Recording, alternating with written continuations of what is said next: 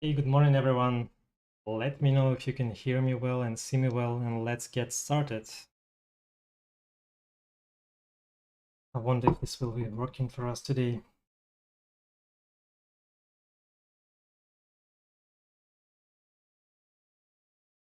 Hello, everyone. I'm gonna wait until the delay comes.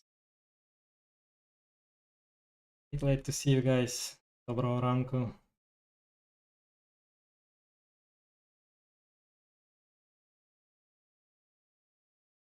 Oh, good. Perfect. Perfect. I'll spend a minute telling you about, I don't know what. We're probably all on the same page right now. Everybody knows what's happening, so just skip that part. And I'll probably... Yeah, we had some rockets falling down in my city. There was a fighter jet, I think 3 kilometers, 4 kilometers from me, fell down on one of the residential buildings. So yeah, funny times we're living in. But I decided, why not just stream? I'm not gonna pretend everything is normal. No, definitely not. It's just a crazy thing that you could do. And I decided, then why not do that? I have the technical possibility to stream. Why not stream? Alrighty. Alrighty. I have been in Kiev. I've been doing some volunteering stuff, and well, most of the Ukrainians have been busy for the past 3 weeks. All right, all right. This is the website I've seen a couple of days ago, and the idea and the technical implementation is maybe not the most complicated of things that I did, but there are some really cool things that I wanted to talk about and which I never really covered in my previous streams. So I decided I'd do this.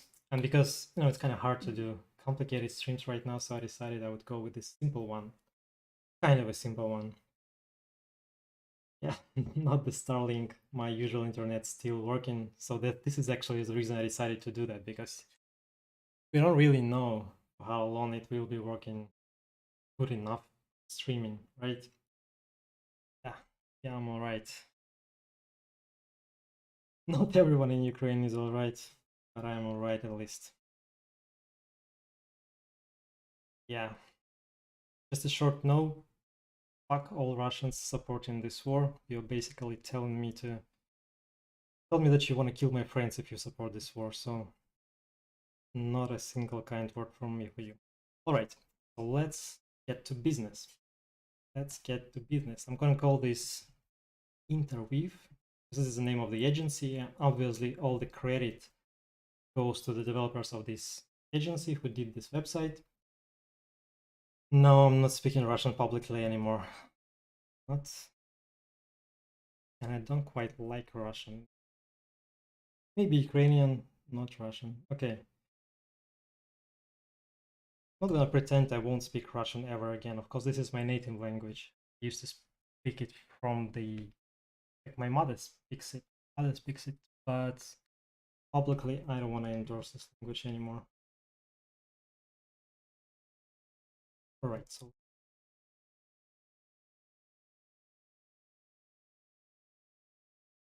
now it's kind of hard. It will be kind of hard to pretend this is just a normal stream, but anyway.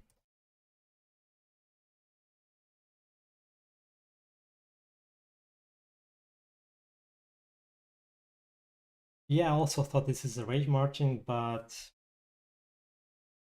this is not ray marching. This is like one of the reasons I decided to create a stream about this, because this shape looks really weird and it's really cool one. I'm gonna try to replicate it obviously in this stream, but it's not ray marching, even though it looks like kind of like ray marching, and probably would be nice to create it with a ray marching and maybe madcaps or something like that. But yeah, let's see. Let's see where we go with this. Well, I need to run my template. Probably some dependencies to install as well. Let's see.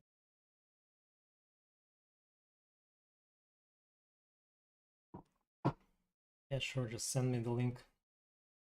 See what we can do. Now, what is this error here? Okay, maybe I should just install the dependencies first.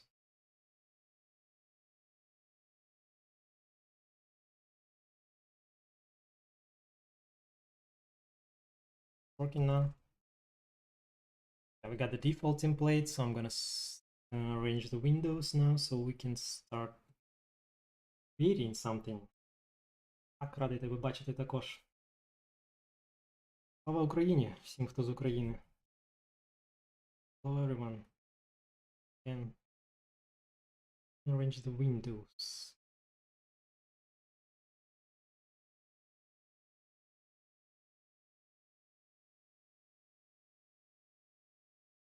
Right, now we have stuff in place.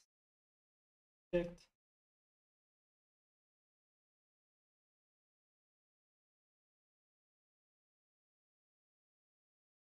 There we go. So now we have the template open, the code is open, and we're ready to actually start coding. So for the newcomers, I don't know for anybody who hasn't been on my streams, I'm using the default simple basic template, like a boilerplate for the three.js, which is basically just creating a plain buffer geometry in front of the camera with a shader material. So I have some shaders, some basic shader, which just colors it as a UV coordinate system. And that's it. And the vertex shader, which does nothing, just outputs the vertex. And there's some setup like the camera, renderer, the stuff that usually three.js requires. So something on the screen, the stuff I don't need. So this is the only meaningful part of this whole template, which creates the object in front of me. Let's first start by creating the sphere. Buffer geometry, and the first parameter is usually the radius, and the second and third one are the details, visualization. Make it 32, 32. Right, so now we have a sphere.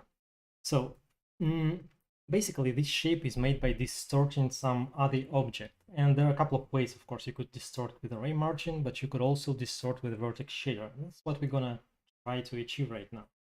So far we have this shader material, and we need to distort it with a vertex shader. For this, I will need the noise function. We are making this website. I'm gonna just copy paste that. Nice to see you guys. A lot of watching me right now. Thank you for supporting. There's also a couple of links if you want to support me directly. This is not the money for me. I'll probably just make a use of them to support some local, I don't know, funds, humanitarian needs, or when we try to buy something to help the army or some guys. So feel free to support me if you wish. This is obviously not obligatory. So I'm gonna go get the GLSL noise. Which one to take? I think it's three-dimensional thing, so it's gonna be probably this one. Big one. Bigger, the better, I guess. I'm gonna copy this one right into my shader. Should feel all right. And then we have the position. And I also have the displaced position, which is gonna be equal position plus normal multiplied with something.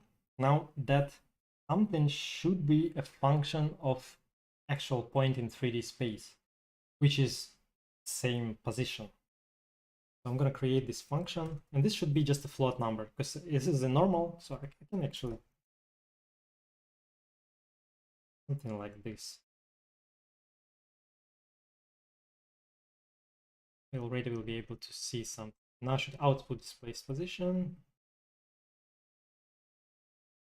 Yeah, so you could basically do this kind of distortions. If I add the time, nothing complicated in here yet. But do this kind of thing. But it's wrong because I mean, it's just basic, it's not wrong. But it's not cool. So let's try to make this one cool. First of all, let's create a function.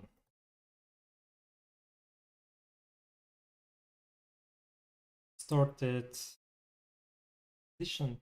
I'm gonna take some position variable, and what I'm gonna try to get back is the actual plot number as a result of the displacement.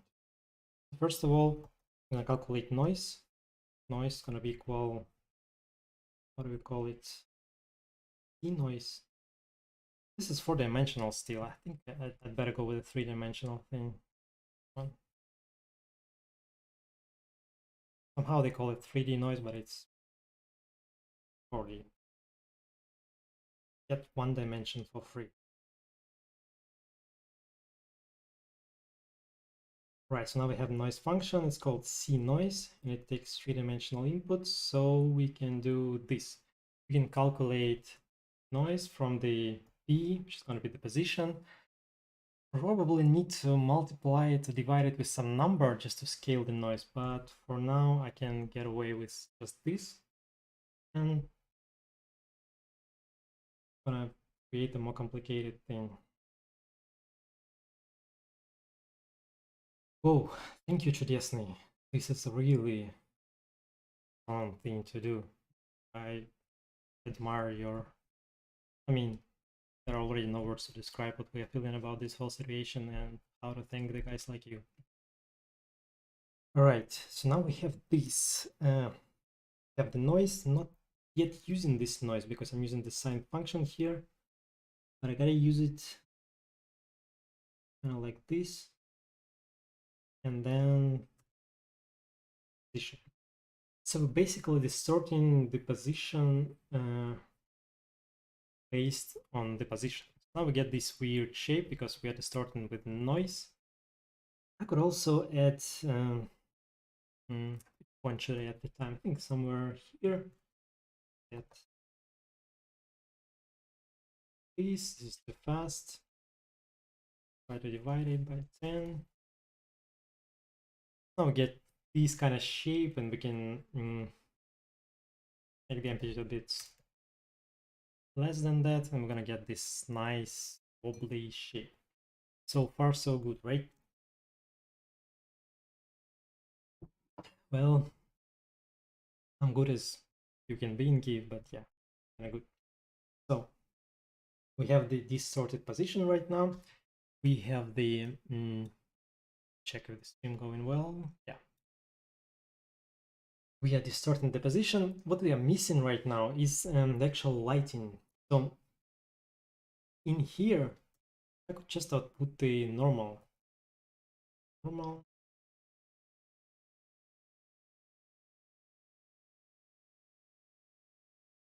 Create a lighting, we actually need to have normals.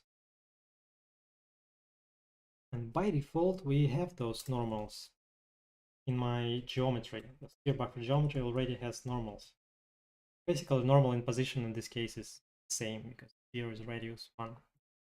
But yes, now we have this. Let me change the distortion a little bit. So maybe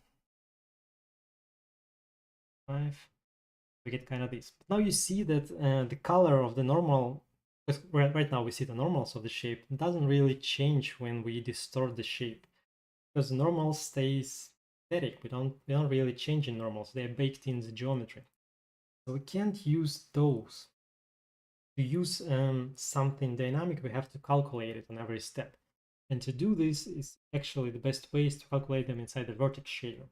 Less calculations than inside the fragment shader, obviously, and then there's a way to do that. There's a way to do this. So right now we have the function which returns us the distorted position of the point, right? So we have the point default position and we have the distorted displaced position of the point. What I want to create now, I want to calculate the dynamic normal. And to calculate the dynamic normal, I will need to calculate 2 more vectors.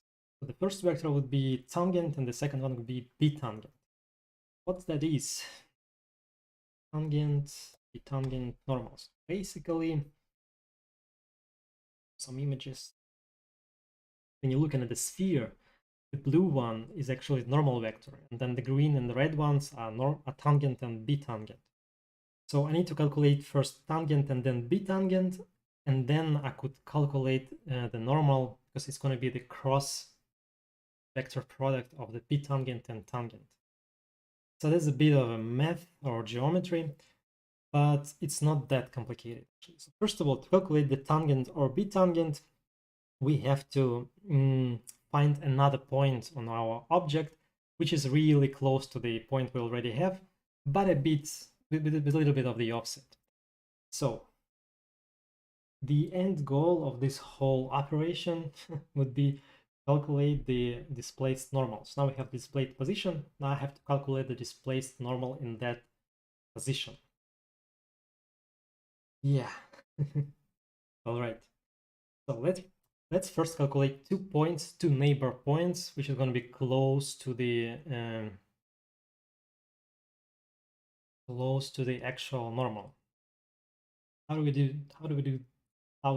do that? Well, there are a couple of ways to do that. Let me think. So I wanted to show you the wrong approach first, but now I'm thinking whether I should. Anyway, so let's call the point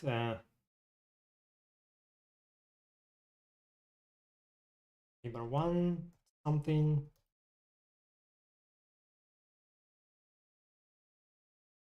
Say 0 for now. And neighbor 2. These are going to be two neighbor points on a sphere or shape, whatever we are calculating right now. So then having the displaced position and then the neighbor 1 and then the neighbor 2, I can calculate the displaced position on this sphere, right? Right, so then we will be able, because right now it's like a pseudocode, so I'm not really calculating anything, I'm just setting up the structure for future.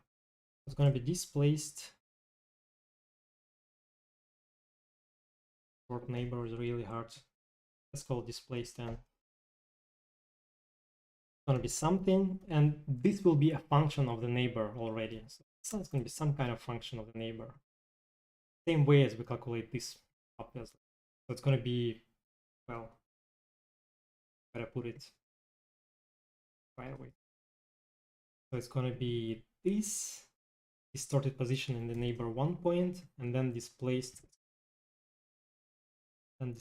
neighbor 2. This is going to be position displaced neighbor 2. Then after this, I will be able to calculate actually going to be neighbor 1 here and neighbor 2, because we're calculating not in the position anymore, but in the neighbor position. All right, and we have the normal. Seems to be okay-ish. And then I can calculate the tangent and the bitangent, because one neighbor I'm going to be using for the tangent and the other for the bitangent. Right. This way I will be able to calculate tangent, going to be something, and then the bitangent. So when I have 2 points together, so these are 2 points on already distorted surface. So when I subtract one of them, I will get the tangent.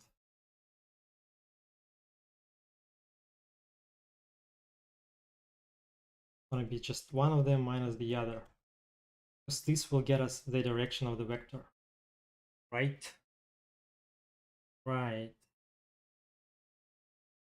What else? What else? So this way we will have tangent. We also need to have a bitangent. So how do we get the bitangent?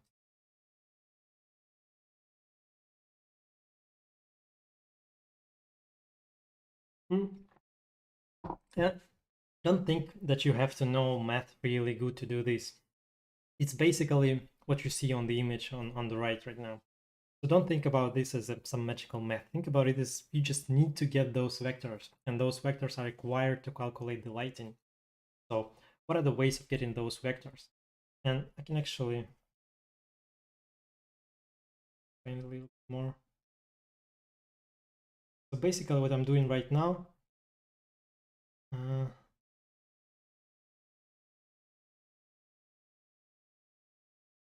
have this point, which is just position. Then I calculate another really close point is going to be neighbor 1. And then I calculate the other point, which is going to be neighbor 2. And this point could get me a vector. Like the vector going from one point to the other. And this position is going to be exactly the tangent and the bitangent vector.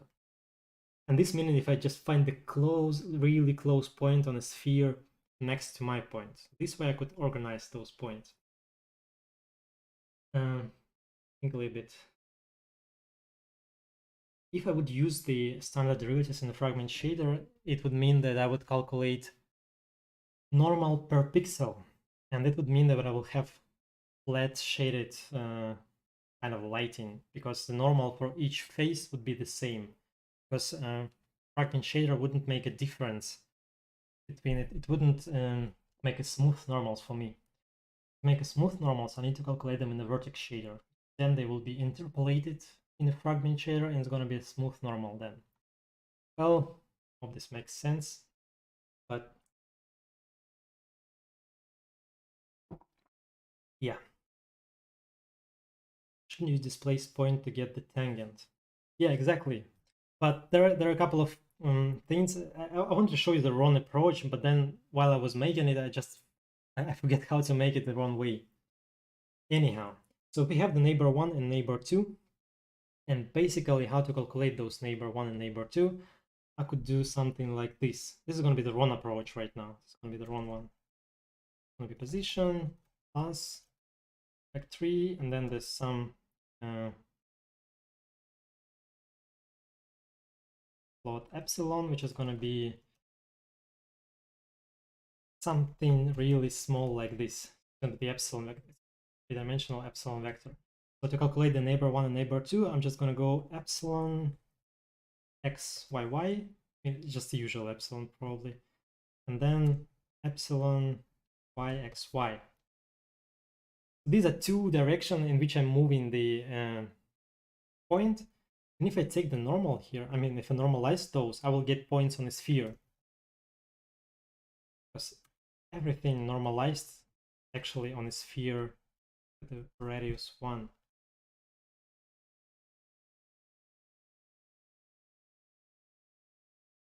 We're kind of moving away a little bit from the current position, and we get a neighbor 1 as a normalized position again on the sphere, and then same for the neighbor 2.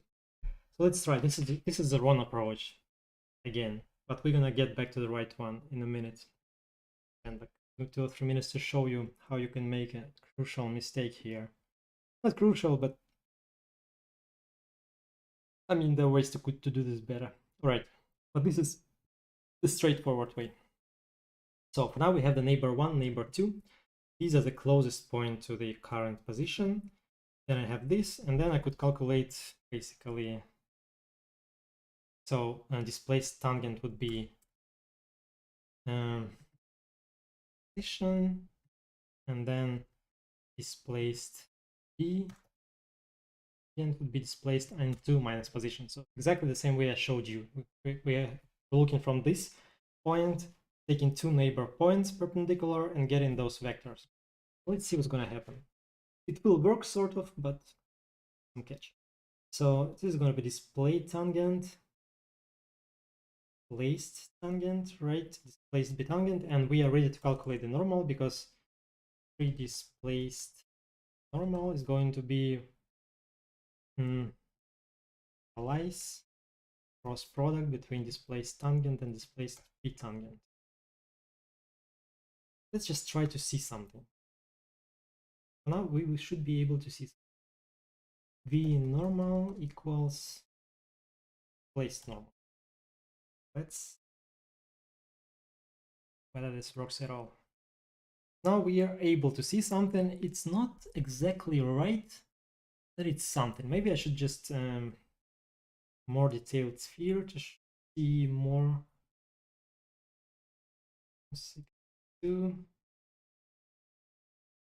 Something is off, but let's see that exactly. At least we are now calculating the normals. Don't seem quite right. Or maybe they are, because the distortion is too big. Now let's less of a distortion here. I'm gonna do it later. 5, 2.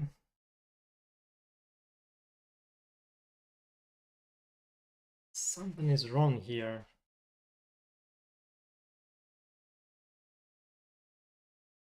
Okay, I need to actually use this placed position here, obviously, because I'm calculating it against the original position, and this gotta be a huge difference. Yeah. Right now, I mean, I'm already able to see that we are having the lighting correct. Yeah, you could see that even with the normals, you could already see the distortion being right. So you could see the normals. There's still a catch. You could see like on the other side and on the edge, we don't really get those correct. And that's because at some point we have zero values over there. I mean, this offset is not working right. So to fix this, we need the other way to calculate the neighbor points, the more bulletproof way, which works on the poles and on the edge. This way kind of works on the back side, on the front side, but it doesn't really work on this edge, right? Well, if you're looking at it from this direction, this could be enough for you. But this is what I wanted to show you. This is a straightforward way, which is not fully working. Yeah, I'm kind of safe. There are no airstrike alerts at this moment, at least. At least the ones that I know of. All right. Now let's make it the right way. How to make it the right way? So first of all, there is a way to find an orthogonal vector in the 3D space. So we have the normal, we have the original normal here, which is just the normal. And I could find the orthogonal vector to the normal right away, and I could use it as the tangent, as a default kind of tangent. So because I need, I have the displaced tangent and displaced bitangent, but those are displayed values. To create those neighbors in the correct way, I need the original tangent and bitangent. And I think actually, 3.js shapes, they do have it, but not other shapes usually don't have it, but 3.js shape should have it. So if I just do console log this geometry,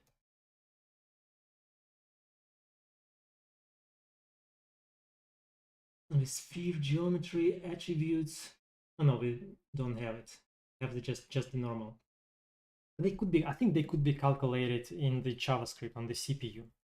Anyway, because we'll be switching from the sphere to some weird other shape, let's make it work for every other shape. First of all, I'm going to calculate the tangent. And tangent vector is going to be just some random orthogonal vector to the normal. There's no orthogonal function in the GLSL. We need to calculate it ourselves, but it's not that complicated. First of all, we do this. Second of all, we will switch. It's not going to be neighbors, not going to be just the position plus something. It's going to be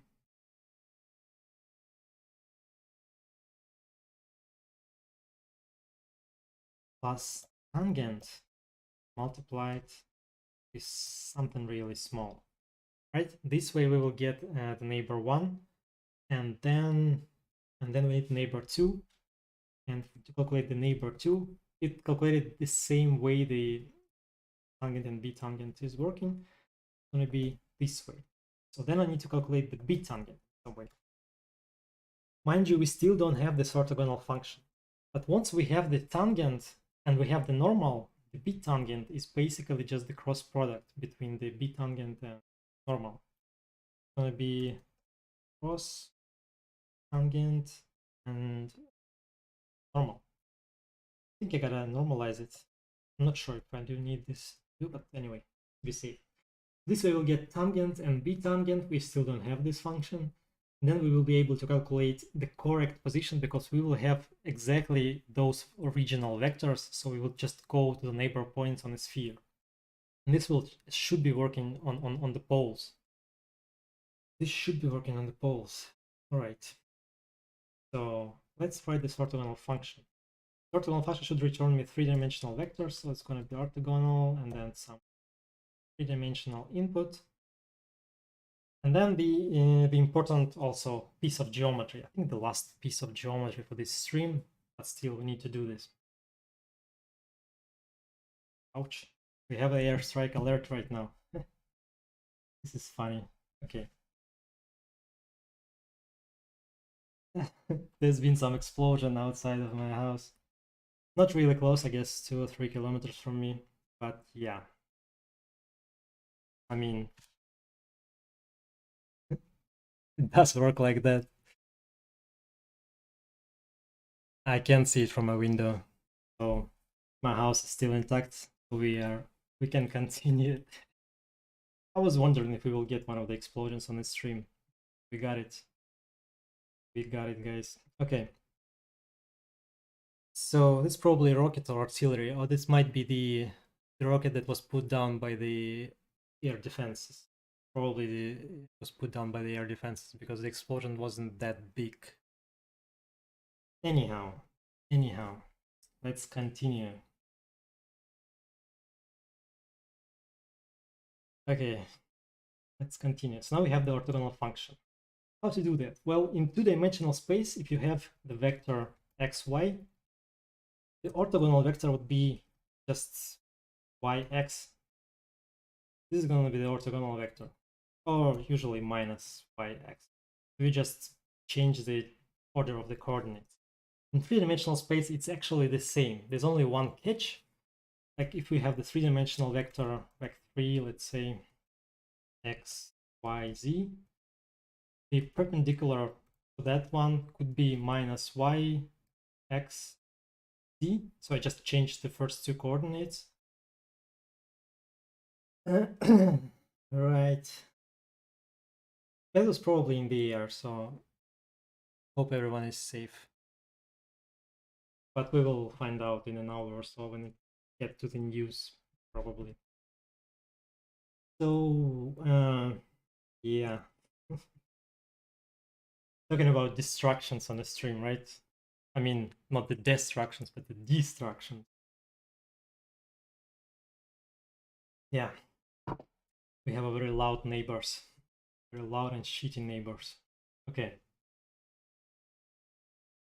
So, but this wouldn't work if one of the coordinates is 0 or close to 0. This is the catch. So on all other cases, this is actually producing the right orthogonal vector. I mean, this is going to be orthogonal to this, obviously. Well, we could check that, but still, this is going to be orthogonal. But, I mean, by the way, this should be. This wouldn't work if one of the coordinates is actually 0, x, y. So this is the only thing that we need to check inside this function. Which one is not 0, and then produce the orthogonal vector. So I'm just going to write that down. It's going to be return normalize, because even if it's orthogonal, we still need the normalized output. And then depending on which one is not 0, and we could check that by just checking the absolute values. I've seen this function somewhere on Stack Overflow as well. We're going to check which one, x or z. Doesn't really matter which one we're checking here. And x.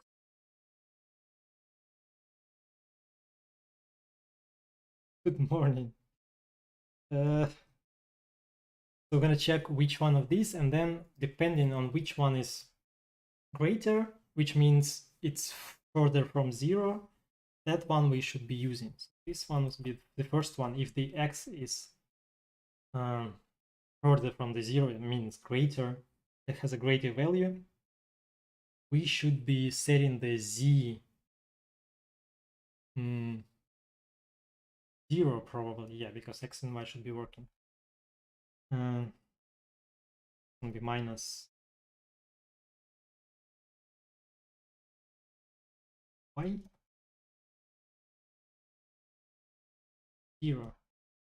And then if not, we're gonna switch everything except the x. It's gonna be 0. So this means that x is closer to the 0, the second case. And this means we're just setting x to 0 and then switching those two. Minus v, and then v, y. This should probably it.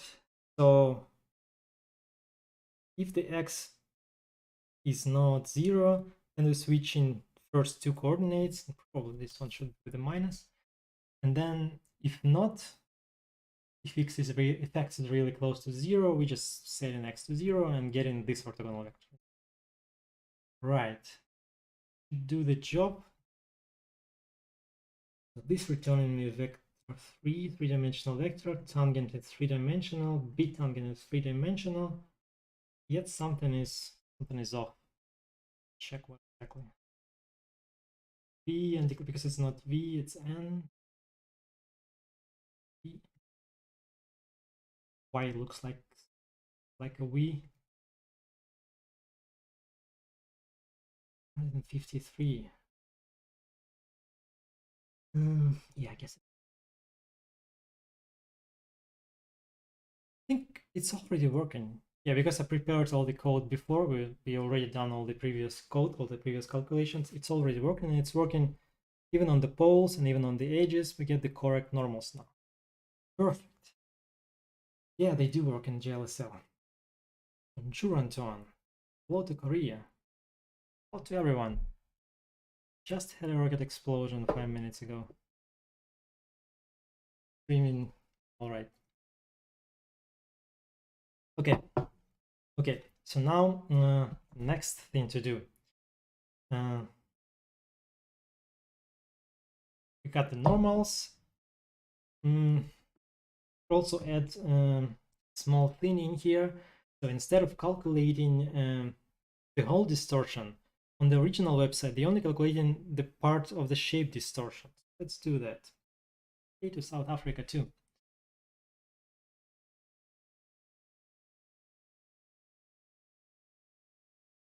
Sure. Okay. Yeah. Always a semicolon missing. Right. So first of all, I could just change this function because this is the core function right now. It just says how much do we really distort the stuff in here. Change that easy way.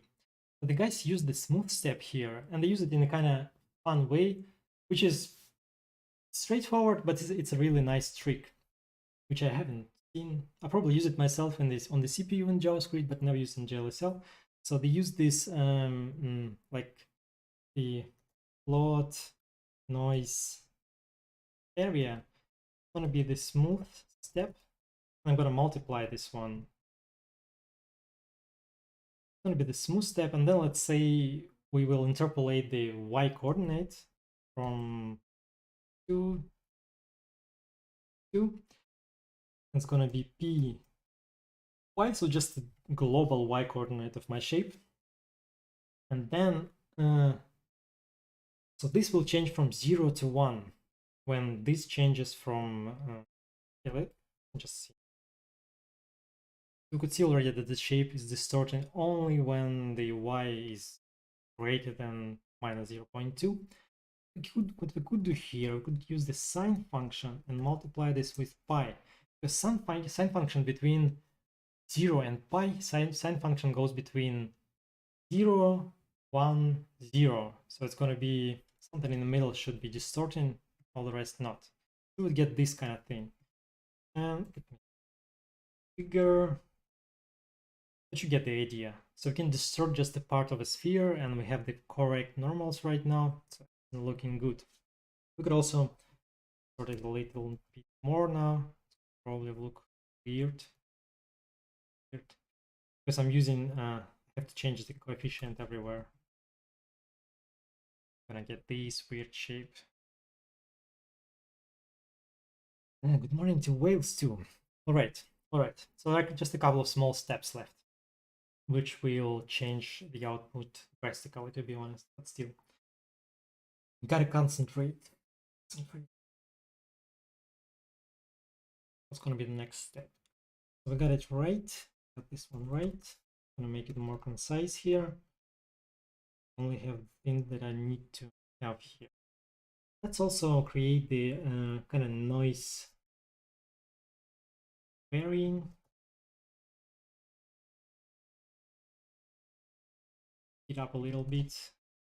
I'm explaining tangents. And then I will set the tangent to the noise value. Inside the vertex shader, I'll go here, and then it's gonna be just. So this means that I could actually output my noise function right here, noise. Yeah, kind of have it, but I didn't multiply it with the noise area, and this is why having it correctly. First calculate the noise area. Yes, now we have, I mean, just when the noise is 1, we get the red color, and when the noise is 0, we get the black color. Just it. I will use this variable later on, but also make it more detailed, I guess. It's gonna be more smooth. Okay, let's continue. Next. Each step to take next. I could also use the shape that the guy used on the website. And to do this, I'm just gonna go to the network and find the GLB file. Also use the gradient. I already have this gradient right here downloaded. And I already have this shape. And the shape looks like this. So it's just like a tetrahedron of some weight. And let's use both of those things here in my code. There's a catch though. You could already see that they're using Draco compressor, so I would need to use the Draco compression here as well.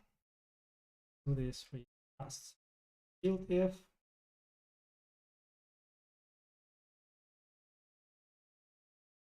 Of small steps left. Have the GLTF loader in place. Have to import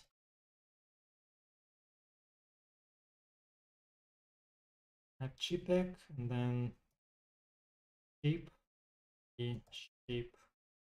GLB. Then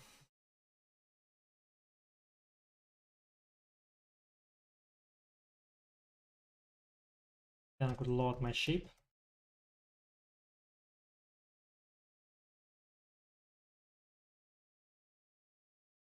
And do something with it.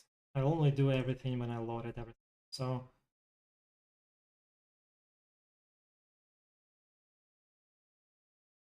oh, no cam.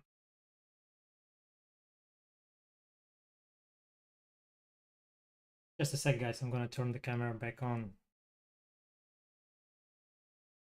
Yeah, I had this issue on some of the streams already.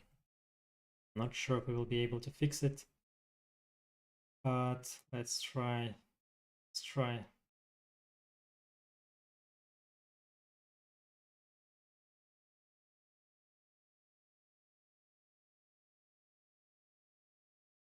I'm gonna die from time to time, probably. At least I'm gonna try. So cannot find extended parcel config. Okay, let's install the config because I'm importing the GLB file, and this is why parcel tells me that it doesn't have anything to load that file type right now. So I'm gonna do the npm install. Probably in 5 minutes camera will die again, but hope for the best. Everything against me, you know? Missiles. Camera dies.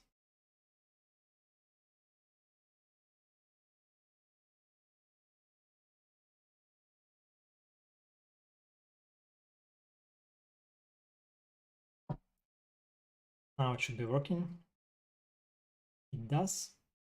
Although we should have a JavaScript error stating that we don't have a Draco loader. Draco loader JS is not a constructor. So to load the Draco,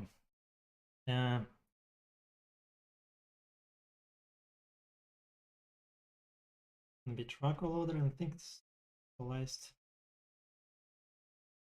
right? And then I have to set the Draco loader. Yeah, now Draco loader instance provided. I have to provide this instance now. So this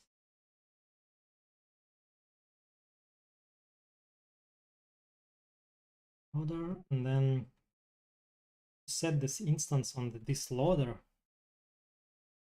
and do this like that. Track loader set other path. Google that one. Probably some snippet how to use this one. This is the correct snippet. So I'm gonna set the decoder path for the track loader, and this should be. I also have to set the loader.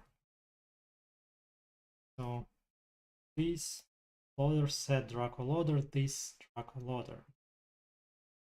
This is the thing that you need to do to load the Draco compressed things. Still not Draco loader. What do you mean? I mean, provided everything. Okay, lowercase. And right now we have it. I think it's loaded. All right. Yeah, we have the scene here, group, children mesh. So, I'm gonna do this mesh equals GLTF scene children 0. This is gonna be the mesh that we had there. And then instead of buffer geometry, like sphere buffer geometry, I'm gonna use this geometry equals this mesh geometry. So we have something already. I mean, this is this triangular shape, and I could already output normals. Normals aren't outputting anything. That's probably because the shape doesn't have normals inside. Let's check. Yeah, it only has position. It doesn't have normals. So I'm just gonna go 3 buffer geometry. Okay, 3 buffer geometry. Compute normals or something should be there. Compute vertex normals. Yeah, this is the way. Ooh, this is geometry. Compute vertex normals. Now we should have them. Yeah, we do. We do immediately. And then inside, okay, I'll just move camera a little bit from the shape. Close. Close. Put this way. And then inside the vertex shader, I'll probably change this to 1, 1. Something like this that I don't really need. And then the amplitude is replace this one with the amplitude.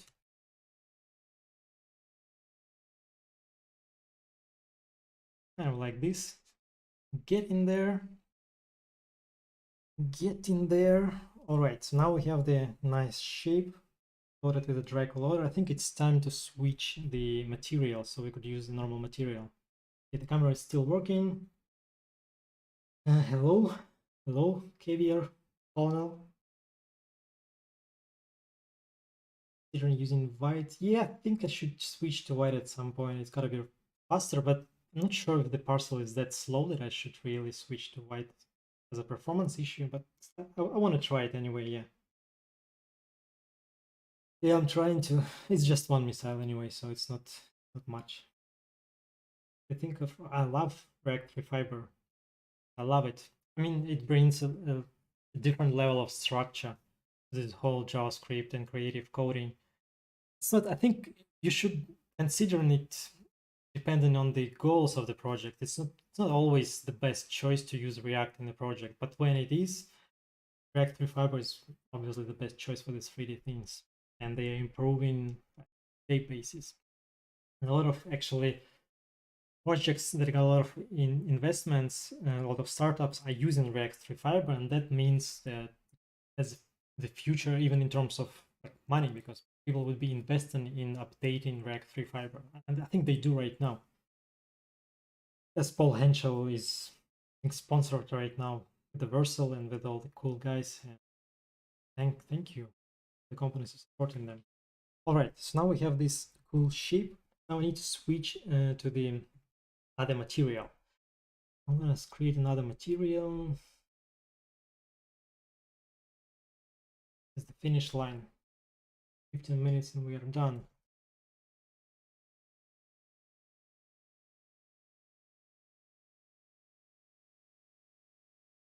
physical material, and we're gonna map this texture that the guys used on the website.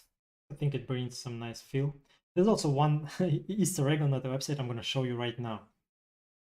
So let me first load the texture. It's gonna be map. It was map. Have the map. Then there were some settings that the guys use. I'm just gonna write them down because I decompiled them. So we get kind of close feel to the one that they achieved. Because it's easier to see our mistakes when we are trying to be close to them. Not sure I should set all of them. Then so probably this one should be double-sided, but let's check whether it changes anything. Didn't change anything, but at least I think it's not, doesn't have holes anymore. So I think still need it. All right, right. We're not using this material really for now, and let's try to do this. It's gonna be just black because we don't have lighting. Okay, lighting. I'm just gonna go from one of my projects. I think I had a project which used this kind of lighting. I'm just gonna copy paste. It's nothing that important. You will be disappointed in what I'm actually copying. It's just this, but I hate to write it down again and again. So just an ambient light and then some directional light on the scene. Then I have to run this one. Also use environment map, but this is not needed. Now we have some kind of lighting, some basic lighting here. The nice Easter egg thing I wanted to show you, the guy's actually using the environment map, and I want to show you that environment map. You can't really see it on the website, and I'm not sure, maybe at some point you could actually see it, but you could see it on the in here actually. This is the environment map they are using, and this is how it looks like.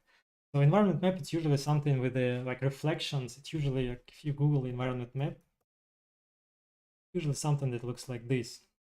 So it shouldn't be anything meaningful. So it's like this is how environment they usually look like, right? HDR maps or end maps. This is what the guy used. So it's bravery, care, bravery, which is, I believe, an Easter egg they put inside the website because you can't really see those titles, or maybe you can at some point. I don't know. It's just the thing that I stumbled upon when I was digging into the code. Anyway, maybe at some point when you switch to some other page, wasn't able to find it. Yeah, let's finish this. So now we have this. It doesn't have any kind of distortion yet, and this is what we have to implement. To do this, I will need to put my shader code inside this mesh physical material. So I'm going to do this mod on before compile. And this one's going to have a shader. This is a function, shader. And here I could just see what shader is. And that shader is object, material. 118. Yes. For some reason, twice. So we have two shaders, maybe. Okay, anyway. So we have the shader in here. And this is usually the way to update those shaders. First of all, update the uniforms. There are uniforms which you don't really see in the object itself in the mesh physical material, but they are there. It's still the extended shader material. So it's going to be shader. We will need time. First of all, we're going to update this one. Then we will need access to those uniforms because you can't really access them as these material uniforms. You need to put them like upfront to some object. So for this, I will use user data. So this material user data shader, false shader. So this way we made this object kind of global so we could see it from the outside. And then I'm just going to put the uniforms as well. Make them easily accessible. So it's going to be this uniform. This way I would be able to update uniforms inside here in my loop, because I can't just put this math uniforms like that. I have to use this user data object. Okay, but time is time, but let's first update our shader. So then we need to put both pieces of the code. Like I have this piece of the code with the orthogonal function and all this stuff. I have to put this one in the header of my shader. How do I do this? First of all, I'm going to create the variable. So this is going to be let header like this, where we have the noise function, we have the pi, parser and then let compute distortion going to be equal the second part, which is inside the void main, this part.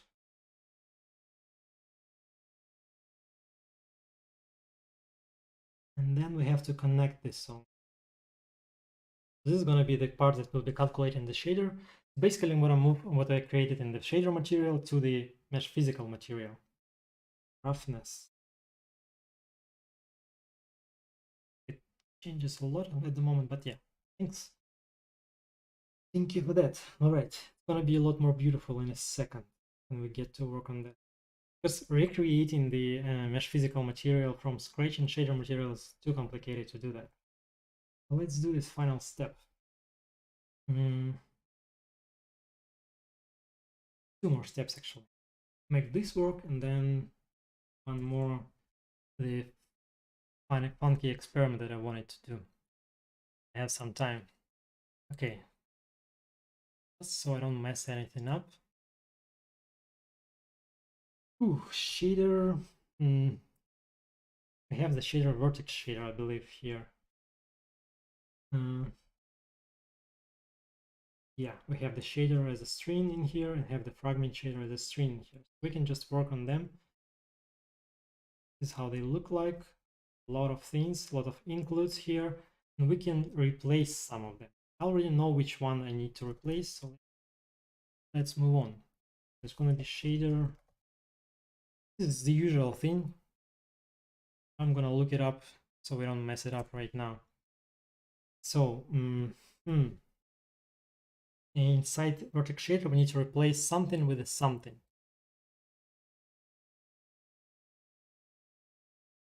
Now, first of all, we need to put the header inside my shader. It's going to be shader vertex shader equals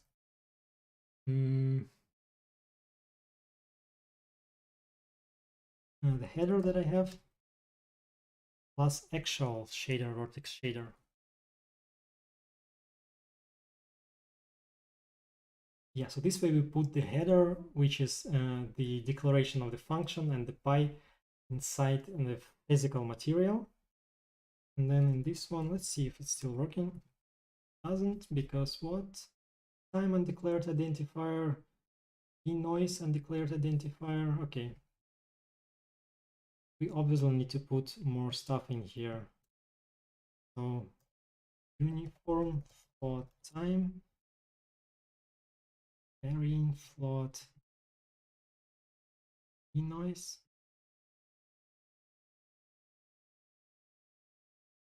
For now, defined. I think we gotta create a line break somewhere.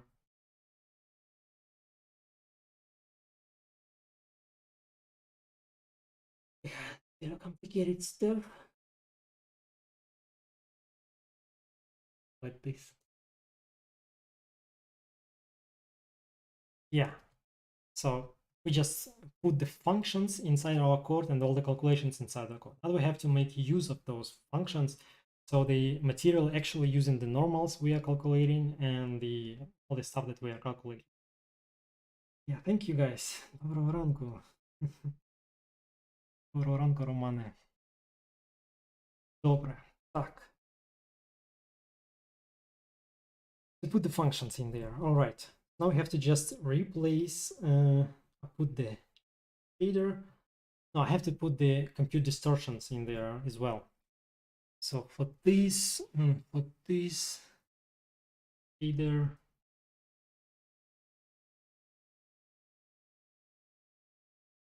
vertex shader.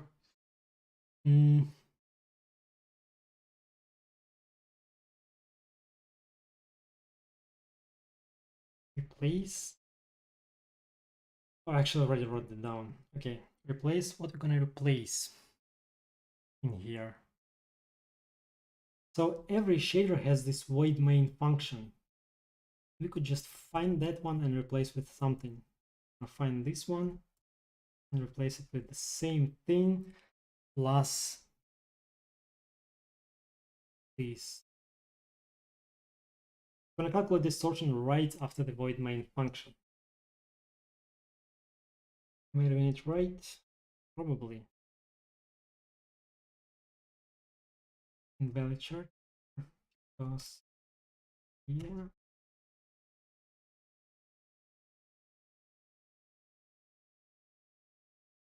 Get something wrong. Amp undeclared identifier. Okay, I have to put amp here.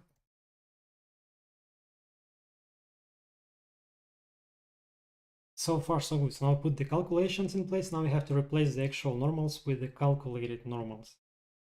Whew. I think I'll just copy those two lines, guys, because it's not really that important. More important to explain them. I think I had something. Yeah. So these are two lines that we have because inside the shader we have those includes. And the guys, this is original code from the website, and the guys actually replacing part of the shader with something that they need. So instead of displacement map, we are just putting the transformed equals displaced position. This displacement map is usually the part where the shader is using an image to displace the whole object. And this is kind of exactly what we are doing here because we're displacing the whole object. So, and then the transformed is just the variable that is being used there. And you could see how this looks like right here.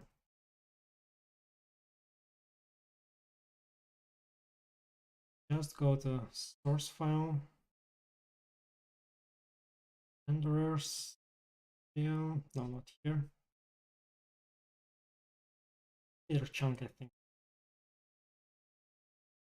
Right here, the transformed variable is being calculated as something from the texture 2D, you could see. And we're just replacing that with the displaced position, which I'm calculating in here, right? This is what I'm calculating, the displaced position of my shape. And then what we also need to replace the normals, to make the normals being displaced as well. But this, we are changing the default normal vertex include here, which is basically calculating normals depending on some stuff like the rotation of the object or the displacement of the object. This is exactly what we need to do because we displace the object. And this way we have this. So this is just doing that, setting normals and setting that kind of thing. Still have the mistake somewhere. Placed position undeclared identifier. Did I call it the other way around here? So this is displaced position. What do I call it here? Oh, it's capital, right? I just have to make it lowercase. Yeah, you can already see that the normals are working right. We have the reflections working right on our material right now.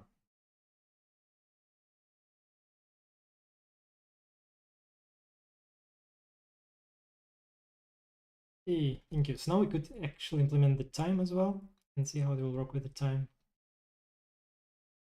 So instead of this material, it's going to be this uniforms time. Then probably I'll get a miss and an error here because the on before compile is not working like synchronously. It takes some time to render the shader to compile it, and this is why we need to check if the uniforms are already there.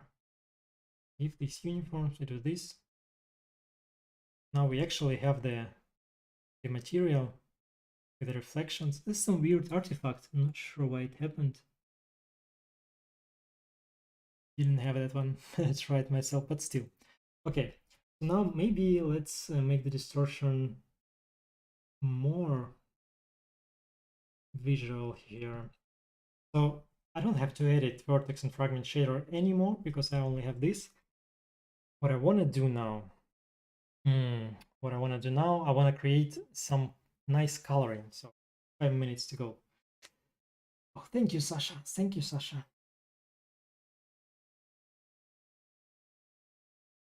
Who's pro-Russian? Who's Russian?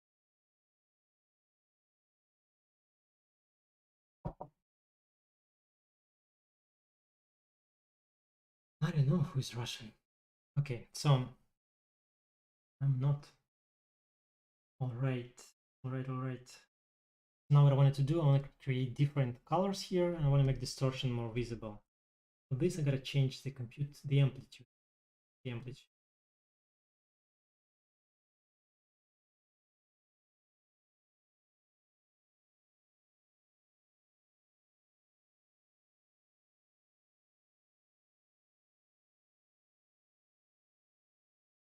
And of course, I could get any kind of shapes here, and if you just really pump it up, I'm gonna get all the kind of shapes that you could see on their website. And with a nice background, they would look like this. And especially looking nice when you distort the shape that is kind of edgy, because the distortion is still more like a smooth one. But when you this combination of the sharp edges and the smooth waves looks kind of nice. So let's see.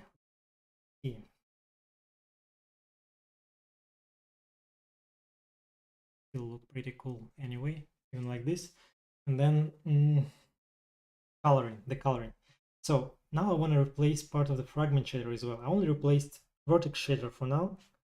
Only change the normal with the displaced normal. But what I want to do also, I have the V noise variable. So I could also implement that one.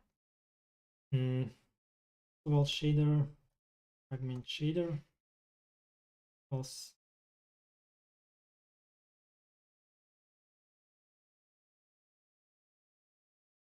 And then I'm just adding the vary in there. I think I haven't tried that one. I gotta see. Thank you for the suggestion. And then now this way we're gonna have the vary in inside my. Okay, I'm just gonna put the camera on the other side. More beautiful from this angle. Okay, and then I need to put the colors. I need to put the colors. To put the colors, I need to find out the place where I should put them. So I'll just go to three.js in here, no, not here. It'll lip, physical material. So there's all the shaders here, and this is a fragment shader. And I think I need what I need to put the colors is a map parse fragment, or no, just the map fragment. It should be the map fragment. Yeah, this is the one.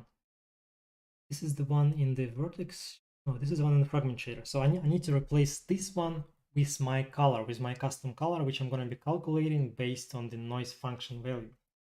This is the plan. This is the final thing to do. So let's do this.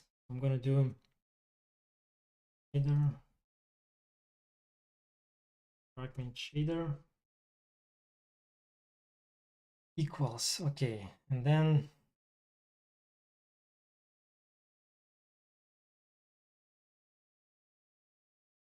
I'm going to go this map fragment. I'm going to replace it with, let's say, what's in the map fragment anyway? Go and see.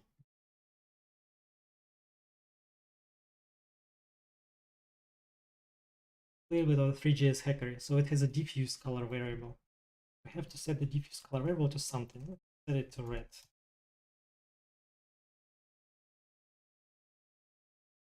Didn't work. Guess there's something wrong with the dimensions. Diffuse color, probably 4-dimensional. To do this RGB. Now we have the red color. Now we could change the color of the shape. What I want to do, the last thing, is to put the V noise in there. Yeah, it starts to look really weird. It's almost black. Some red parts, and then let's go to the Nihokiles and then take his procedural palette, and then I'm gonna put all the calculation right there. So based on the V noise function, I'm gonna calculate the actual color of the shape, and we're gonna end on that. So and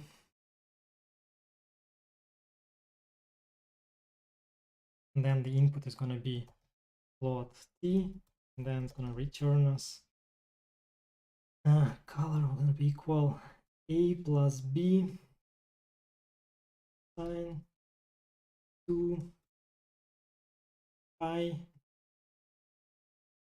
t this way. So it's gonna be the function that returning me the color when I supply it with some variable t. So right here, I'm just gonna replace this one color from v noise, and then I need to set all those a, b, c, d things. So which color palette I'm gonna take from these? Let's take this one.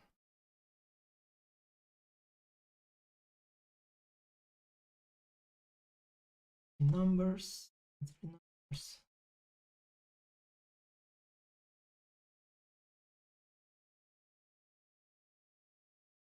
A, B, C, D.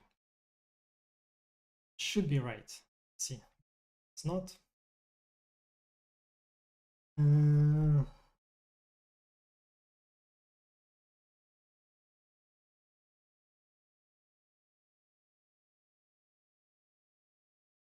Maybe I should put the function like somewhere at the top here.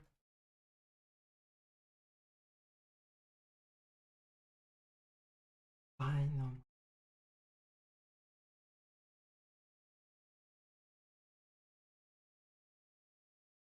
Line 45, there's some things running there.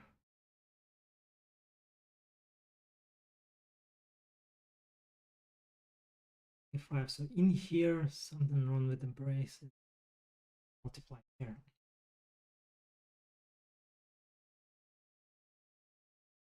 And it's looking interesting. Maybe I should multiply the V noise with some number now.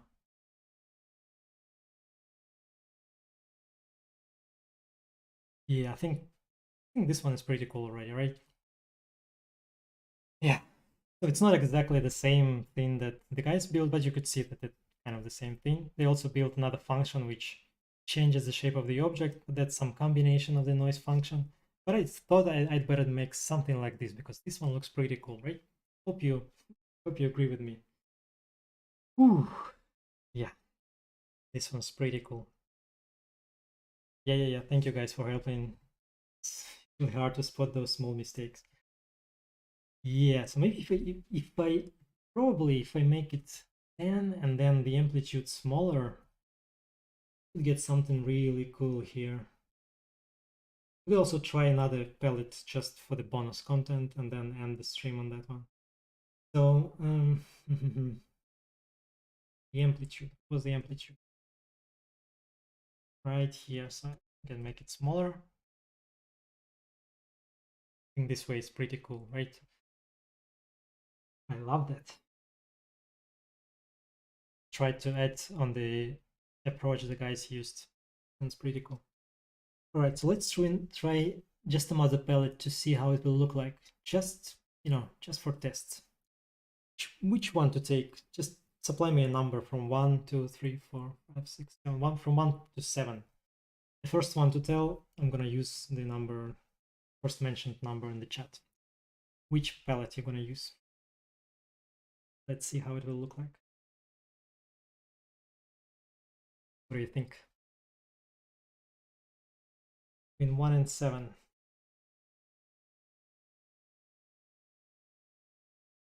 A little bit of interactivity in the stream, right? So you get to decide which palette to try right now. 4, okay. 1, 2, 3, 4.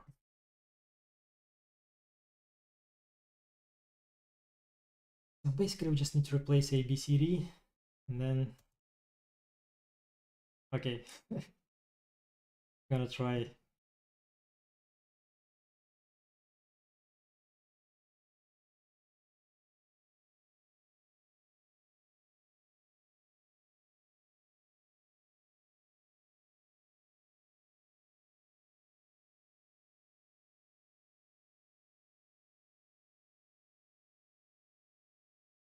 Yeah, I guess with the different colors we have to probably change the number of the waves so it will get more beautiful. I mean, different palettes, different things to do. I'm also gonna try the 5th one because everybody voted for the 5th one, most of the people. I'm sorry, Snoopy, I guess we wouldn't try the 6th one. You will try it yourself. 5th one. 5. This one, okay. It also changed the shape to look drastically if we just offset the palette. Try that now.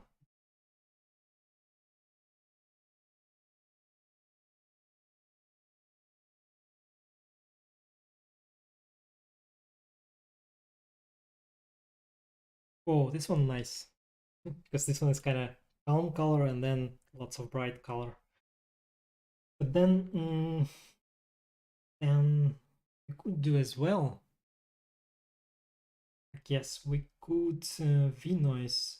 What's V-noise that I'm using? This one. I could just add, let's say, 0.5. And we're gonna get the different default color and then maybe different looks. And get the different looks with the same palette. Still, it's pretty cool, especially that we have the reflections. Not easy to see them right now, but we have the reflections here. And then there's something wrong, some artifact here, obviously. But I'm gonna fix it after the stream, probably. Some artifact with the lighting. Probably some weird mistake. Why shader code don't work in the browser? I don't know. It should be working in the browser. There's some predefined variables which you should replace, like the, I don't know, global time or something like that, or the textures that they have supplied by default, so you probably have to change them before you switch to the browser. They're using multiple objects with the same vertex count. No, it's the same object, but it's this object is pretty very detailed. So if you go here and you see the wireframe, actually very detailed object. See lots of triangles. I hope you're able to see the triangles right now on the screen. Very detailed triangle, the tridrone. But to achieve this nice look with the text, there's a subtle text effect in here. They actually using two objects for the text. So one object is kind of gray and the other one is white, and the actual 3D object overlaps with the first one, but doesn't overlap with the gray one. So the gray one is always in front of us, and the white one gets overlapped with the object. Then you get this nice kind of effect. It's really subtle. You might I wasn't able to see it in the first time, but then you kind of dig in it. It gets you more into the 3D scene, more interactive. Yeah, exactly. You have to have a lot of triangles to make this one smooth. Same way that I created a sphere. Well, why should this stream be about that? I stated my position. Fuck Russia. Fuck everybody supporting this war. So yeah. and I'm just streaming to make something useful for the people. Because, you know, when there's war in the country, you could go to the front line, but not actually. It's hard to go to the front line in Ukraine because there are too many guys who want to go to the front line. And there's a consensus that we actually should be doing what we are doing the best while the war is in here. We shouldn't stop doing everything. We should just continue to do what we do the best. And this is what I'm actually doing because I'm kind of good at doing those tutorials and streams. And hopefully it will be useful to someone. And this is obviously my position that all the Ukraine belongs to Ukrainians. This is the old meme from the 80s. If you didn't know that. Yeah, hope you liked that one. I'll put the code on the Patreon. I don't know, will there be a next stream? I'm not sure about that. I can't promise anything, you know. We are lucky that my building is still intact. I'm kidding, but not really, because there have been a couple of houses already destroyed in my city, so not like in Mariupol, but some houses already been destroyed by Russians. So it's getting uglier. You never know what's gonna be today or tomorrow. We just had a rocket like half an hour ago, and this is an airstrike alert right now. But, you know, we have them 5 to 6 times per day, so.